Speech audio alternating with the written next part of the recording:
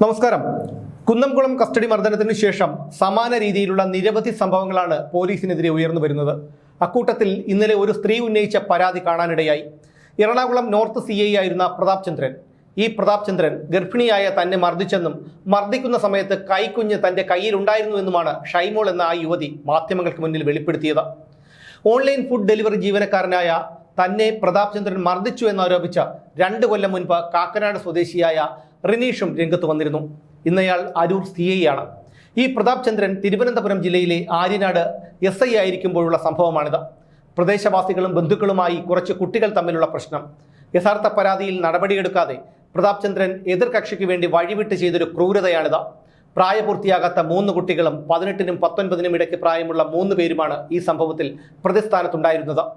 അന്ന് പ്രതാപ് ചന്ദ്രൻ വധശ്രമം ഉൾപ്പെടെയുള്ള വകുപ്പുകൾ ചുമത്തി കേസെടുത്തു. കുട്ടികൾക്കെതിരെ ചുമത്തിയിരിക്കുന്ന ഗുരുതര വകുപ്പുകൾ നീക്കം ചെയ്യണമെന്നും ഇത് രമ്യമായി പറഞ്ഞവസാനിപ്പിക്കാൻ തയ്യാറാണെന്നും കേസെടുക്കുന്നത് കുട്ടികൾ തമ്മിലുള്ള സ്പർദ്ധ വളർത്താൻ മാത്രമേ ഉപകരിക്കൂവെന്നും രാഷ്ട്രീയ ഭേദമില്ലാതെ അന്ന് പൊതുപ്രവർത്തകർ പ്രതാപ് ചന്ദ്രനോട് അഭ്യർത്ഥിച്ചിരുന്നു. എന്നാൽ IPC 326, 341, 324, 143, 147 എന്നിങ്ങനെ ജാമ്യമില്ലാ വകുപ്പുകളാണ് ചുമത്തിയത്. പിന്നീട് ഇവർക്ക് കോടതി മുൻകൂർ ജാമ്യം അനുവദിച്ചു. പക്ഷേ ക്രിമിനൽ കേസിൽ പ്രതികളായതുകൊണ്ട് ഒരു പാസ്പോർട്ടിന് അപേക്ഷിക്കാൻ പോലും ഇവർക്ക് കഴിഞ്ഞിട്ടില്ല. ഇക്കൂട്ടത്തിൽ ഒരാൾ പിന്നീട് ആത്മഹത്യ ചെയ്തു. ചിലർക്ക് പ്രതികരിക്കാൻ ഭയം.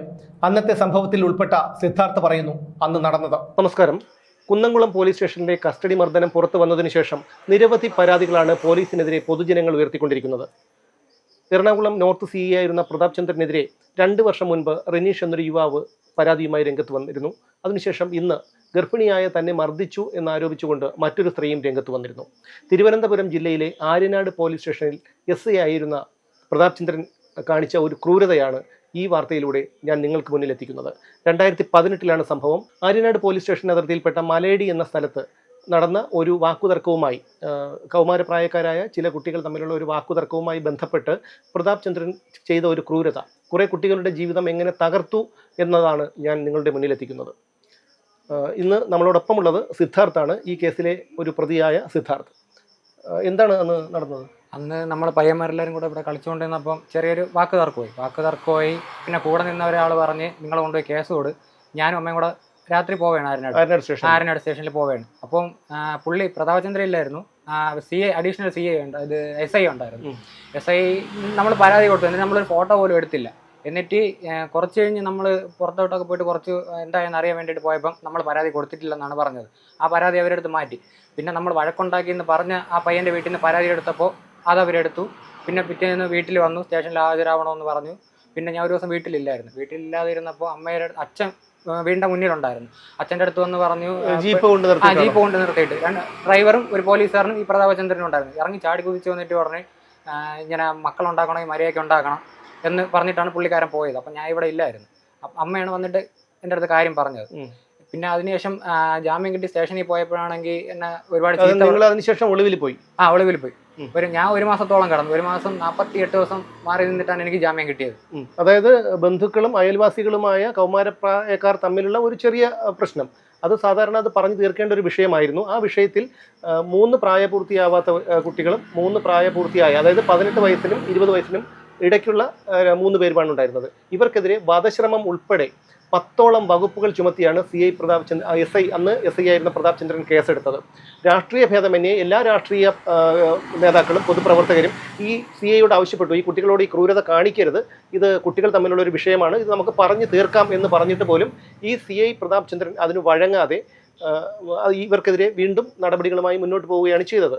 അതിനുശേഷം കടുത്ത സമ്മർദ്ദം വന്നപ്പോൾ, രാഷ്ട്രീയപരമായിട്ടുള്ള സമ്മർദ്ദം വന്നപ്പോൾ വധശ്രമം എന്നുള്ളൊരു വകുപ്പ് ഒഴിവാക്കി. പക്ഷേ മറ്റ് 9 വകുപ്പുകൾ ഇതിൽ നിലനിൽക്കുകയും ചെയ്തു. അതിനുശേഷം ഉണ്ടായ സംഭവം പിന്നീട് എന്തായി? ഈ ജാമ്യം കിട്ടിയതിന് ശേഷം ഞാൻ സ്റ്റേഷനിൽ പോയിട്ട് ഞാൻ അമ്മയും പിന്നെ ഇവിടെയുള്ള വേറൊരു ചേട്ടനുമായിട്ടാണ് പോയത്. അച്ഛനും ഉണ്ടായിരുന്നു. എന്നിട്ട് സ്റ്റേഷൻ്റെ അകത്ത് കയറ്റിയിട്ട് കുറച്ചു നേരം എന്നെ അവിടെ ഇരുത്തിയിരുന്നു. എന്നിട്ട് ജാമ്യ പേപ്പർ കൊണ്ട് വരാൻ പറഞ്ഞിട്ട് എന്നെ ഒരുപാട് തെറി പറഞ്ഞു പുള്ളി, പ്രതാപ് ചന്ദ്രൻ ഒരുപാട് തെറി പറഞ്ഞു. എന്നിട്ട് എൻ്റെ ഉടുപ്പിൽ കയറി പിടിച്ചു. അപ്പോൾ ഒരു പോലീസുകാർ അകത്തോട്ട് വന്നപ്പം എന്നെ ഉടുപ്പിൽ നിന്ന് കൈയെടുത്തിട്ട് ഇങ്ങനെ നോർമലാക്കി നിർത്തി. എന്നിട്ട് ഇനി മേലെ എന്തെങ്കിലും കാണിക്കുകയാണെങ്കിൽ നീയൊക്കെ ഉള്ളക്കകത്ത് തന്നെന്ന് പുള്ളി പറഞ്ഞായിരുന്നു.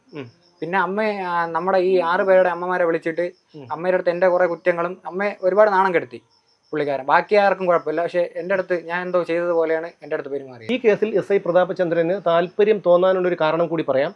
അദ്ദേഹത്തിനോടൊപ്പം പഠിച്ചിരുന്ന ഒരു നെടുമങ്ങാട് ബാറിലെ ഒരു അഭിഭാഷകന്റെ ഗുമസ്തയായിരുന്നു ഇവർ തമ്മിൽ തർക്കത്തിലേർപ്പെട്ടിരുന്ന മറുഭാഗത്തുള്ള ഒരു പയ്യന്റെ അമ്മ. അവരുടെ ഇടപെടൽ മൂലമാണ് ഈ പറയുന്ന അഡ്വക്കേറ്റ്, അദ്ദേഹത്തിന്റെ പേര് ഞാൻ എന്തായാലും പറയുന്നില്ല, ആ അഡ്വക്കേറ്റ് ഈ പ്രതാപചന്ദ്രനിൽ സമ്മർദ്ദം ചെലുത്തുകയും ആ പ്രതാപചന്ദ്രൻ ഇവർക്കെതിരെ കേസെടുക്കുകയും ചെയ്തിട്ടുള്ളതാണ്. പക്ഷേ അതിനുശേഷം ഈ കുട്ടികൾക്കെതിരെ കേസെടുത്തതിന് ശേഷം 9ഓളം വകുപ്പുകൾ ചുമത്തിയാണ് ഈ കുട്ടികൾക്കെതിരെ കേസെടുത്തത്. ഒടുവിൽ മുൻകൂർ ജാമ്യം കോടതി നൽകി. പക്ഷേ ഇവർക്കൊരു പാസ്പോർട്ട് എടുക്കാനോ അല്ലെങ്കിൽ ഇവരുടെ ഒരു സർക്കാർ ജോലിക്കോ മറ്റോ ഒരു കാര്യത്തിനും കഴിഞ്ഞില്ല എന്നുള്ളതാണ്. അതായത് ഇവരുടെ നല്ല സമയം, ഇപ്പോൾ പലർക്കും 2-3 പേർക്ക് 25 വയസ്സോളമായി. ഇതിലൊരു പയ്യൻ പിന്നീട് ആത്മഹത്യ ചെയ്തു. ബാക്കി പലർക്കും ഇതിൽ പ്രതികരിക്കണമെന്നുണ്ട്. പക്ഷേ ഇയാളോടുള്ള ഭയം കാരണം അങ്ങനെ എന്തെങ്കിലും ചെയ്താൽ വീണ്ടും കേസിൽ കൊടുക്കുമെന്നുള്ള ഭയം കാരണം മറ്റുള്ളവർ ക്യാമറയ്ക്ക് മുന്നിൽ പ്രതികരിക്കാൻ തയ്യാറായിട്ടില്ല. ഈ വിഷയവുമായി ബന്ധപ്പെട്ട് ഇതേ പ്രതാപചന്ദ്രനോട് ഞാൻ അന്ന് സംസാരിച്ചിരുന്നതാണ്. കാരണം സംസാരിച്ചപ്പോഴും വളരെ മോശമായിട്ടുള്ള ഒരു പ്രതികരണമാണ് അയാളിൽ നിന്നുണ്ടായത്. അതിനുശേഷം ഈ പറയുന്ന അഡ്വക്കേറ്റ് അദ്ദേഹത്തിനോട് സംസാരിച്ചപ്പോഴും അദ്ദേഹം വളരെ മോശമായിട്ടാണ് ഈ വിഷയത്തിൽ ഇടപെട്ടത്. ഈ വക്കീൽ ഗുമസ്തയോടും അവരോടും ഞാൻ ഏകദേശം 45 മിനിറ്റോളം ഈ വിഷയം സംസാരിച്ചു. കാരണം ഞങ്ങളുടെ നാട്ടുകാരാണ്, ബന്ധുക്കളാണ്. അപ്പോൾ ഇതൊന്ന് സംസാരിച്ച് തീർത്ത് കുട്ടികളുടെ ഭാവി ഒന്ന് സുരക്ഷിതമാക്കണം, ഇത് നമ്മൾ കൂടുതൽ വൈരത്തിലേക്ക് പോകണ്ട എന്ന് കരുതി ഈ വക്കീൽ ഗുമസ്തയോട് ഞാൻ സംസാരിച്ചതാണ്. പക്ഷേ അവർ പറഞ്ഞത് ഈ അഡ്വക്കേറ്റ് പറയുന്നതിനപ്പുറം അവർക്കൊന്നും ചെയ്യാൻ കഴിയില്ല എന്നുള്ളതാണ് അവർ പറഞ്ഞത്. പിന്നീട് എന്താണ് പറ്റിയത്? പിന്നെ ജാമ്യം കിട്ടി, പിന്നെ വീട്ടിൽ വന്ന്, പിന്നെ ഞാൻ ഇപ്പോൾ അവരുമായിട്ട് പ്രശ്നമൊന്നുമില്ല, നമ്മൾ കണ്ടാൽ മിണ്ടുന്നു, വേറെ കുഴപ്പമൊന്നുമില്ല. അപ്പോൾ അതാണ് ഈ സംഭവത്തിൽ നടന്നത്. അതായത് CI പ്രതാപചന്ദ്രനെതിരെ, അപ്പോൾ അന്ന് അദ്ദേഹം SI ആണ്, റിനീഷ് എന്ന് പറയുന്ന ഒരു യുവാവ് 2 വർഷം മുൻപ് രംഗത്ത് വന്നിരുന്നു. അദ്ദേഹത്തെ വളരെ ക്രൂരമായി മർദ്ദിച്ചു എന്നാരോപിച്ചുകൊണ്ട് സ്ത്രീകളെപ്പോലും ഇദ്ദേഹം മർദ്ദിക്കുന്ന ഒരു പ്രവണതയാണ്. ഇടിയൻ എന്നാണ് ഇദ്ദേഹത്തെ ഡിപ്പാർട്ട്മെന്റിൽ പോലും അറിയപ്പെടുന്നത്. ഇദ്ദേഹത്തിന്റെ കുറേ കാര്യങ്ങളുണ്ട്. ഈ പ്രതാപചന്ദ്രനുമായി ബന്ധപ്പെട്ട് നിരവധി വിഷയങ്ങളുണ്ട്. ആ വിഷയങ്ങളൊക്കെ ഇനിയും പുറത്തു വരും, അത് പുറത്ത് കൊണ്ടുവരിക തന്നെ ചെയ്യും. പക്ഷേ ഇത്തരത്തിൽ ഈ കുട്ടികളെ വളരെ മൃഗീയമായിട്ടാണ് അന്ന് ചീത്ത വിളിച്ചത്.